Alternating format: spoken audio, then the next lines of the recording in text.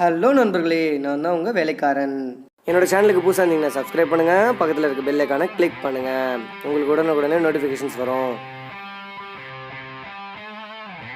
இப்போ நம்ம இந்த வீடியோவில் என்ன பார்க்க போகிறோம் அப்படின்னு பார்த்தீங்கன்னா, ஒரு ஸ்டெபிலைசரில் ஹை வோல்டேஜ் எரர், அதாவது ஹை எரர் வரதை பற்றி தான் நம்ம பார்க்க போகிறோம். அதை எப்படி நம்ம ஃபிக்ஸ் பண்ணுறதுன்னு நான் காட்டுறேன் பாருங்கள். வாங்க வீடியோக்குள்ளே போகலாம். இப்போ நான் ஏசி ஆன் பண்ணுறேன். அப்போ பார்த்தீங்கன்னா ஸ்டெபிலைசரில் வந்து ஹெச்ஐ எரர் காட்டுது. இப்போ ஏசி ரன் ஆகலை. இப்போ வந்து ஃபஸ்ட்டு அது பவர் சப்ளை டிஸ்கனெக்ட் பண்ணிவிட்டு அந்த ஸ்டெபிலைசரில் போகிற ஒயர் கனெக்ஷன்ஸ்லாம் ரிமூவ் பண்ணிடலாம்.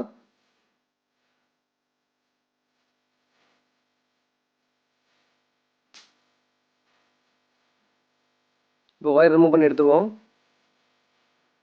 இப்போ ஸ்டெபிலைசர் ரிமூவ் பண்ணி கீழே வச்சிடலாம்.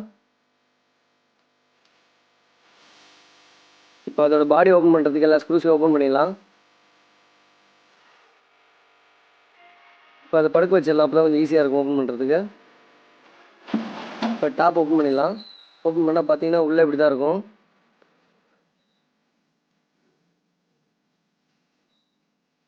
இதுதான் மதர் போர்டு. இது ரிலே காயில். இந்த ரிலே காயில் தான் உங்களுக்கு டக்குன்னு சவுண்டு கொடுத்து காண்டாக்ட் பண்ணோம்.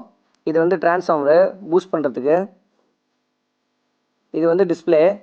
இப்போ நான் மதர் போர்டில் காட்டுறேன் பாருங்கள். இது ஒரு வோல்டேஜ் ரெகுலேட்டர் ஐசி. இந்த வோல்டேஜ் ரெகுலேட்டர் ஐசி ஆல்ரெடி நான் மாற்றிட்டேன். என்ன இந்த வோல்டேஜ் ரெகுலேட்டர் ஐசி எதுக்காக மாற்றணும் அப்படின்னு பார்த்தீங்கன்னா, இந்த வோல்டேஜ் ரெகுலேட்டர் ஐசி ப்ராப்ளம் இருந்தால் கூட ஹெச்ஐ எரர் இல்லைனா எல்ஓ எரர் காட்டும். எப்படி மாற்றுறதுன்னு உங்களுக்கு இன்னொரு வீடியோ போட்டிருக்கேன் பாருங்கள். அதுக்கப்புறம் உள்ளே எதாவது டஸ்ட் இருந்தால் க்ளீன் பண்ணிக்கலாம்.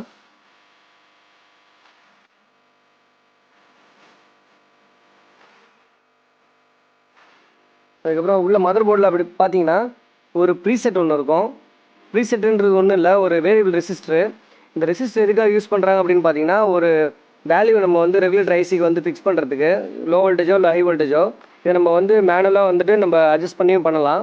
இப்போ நான் எப்படி பண்ணுறேன்னு பாருங்கள். அது பண்ணோடனே உங்களுக்கு வந்து அந்த எரர் வந்து ஃபிக்ஸ் ஆகிடும். இப்போ நம்ம ஸ்டெபிலைசர் ஆன் பண்ணிக்கலாம். ஹெச்ஐ எரர் காட்டுது பாருங்கள். இப்போ வந்து நான் அந்த ப்ரீசெட்டில் வந்து ஸ்க்ரூ ட்ரைவர் வச்சு அட்ஜஸ்ட் பண்ணுறேன். இப்போ பார்த்தீங்க அப்படின்னா வோல்டேஜ் வந்து நான் கம்மி பண்ணி காட்டுறேன். உடனே அது வந்து ஸ்டார்ட் ஆக ஆரம்பிச்சிடும் பாருங்கள்.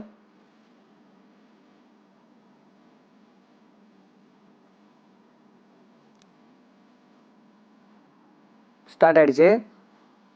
இப்போ பார்த்தீங்க அப்படின்னா இன்புட் வந்து 190 அப்படின்னு நான் செட் பண்ணியிருக்கேன்.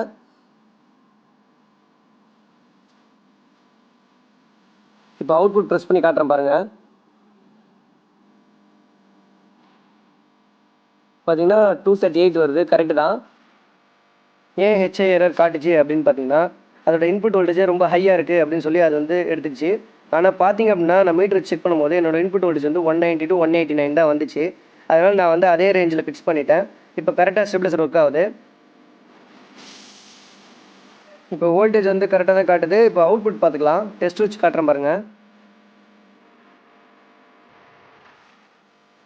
கரெக்டாக தான் அவுட்புட் வருது. ஒன்றும் பிரச்சனை இல்லை. இப்போ நம்ம க்ளோஸ் பண்ணலாம் ஸ்டெபிலைசரை.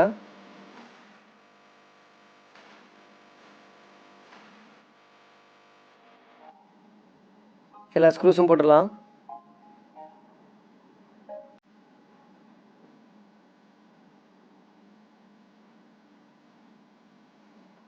இப்போ எடுத்து வாலில் மாட்டிடலாம். எல்லா ஒயர் கனெக்ஷன்ஸும் கொடுத்துடலாம்.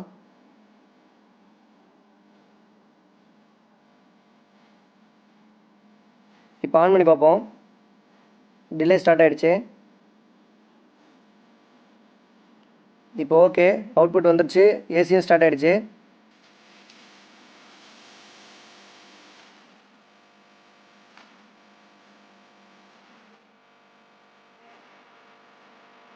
இப்போ நல்லாவே கரெக்டாக ஒர்க் ஆகுது.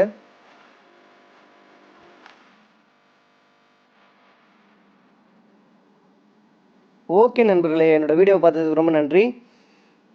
என்னோட அடுத்த வீடியோ என்னன்னு பார்த்தீங்க அப்படின்னா, ஒரு இன்வெர்டர் ஐசிக்கு ஸ்டெபிலைசர் கண்டிப்பாக போடணுமா போடக்கூடாதா அப்படின்றத தான் சொல்ல போகிறேன். கண்டிப்பாக வீடியோ பாருங்கள்.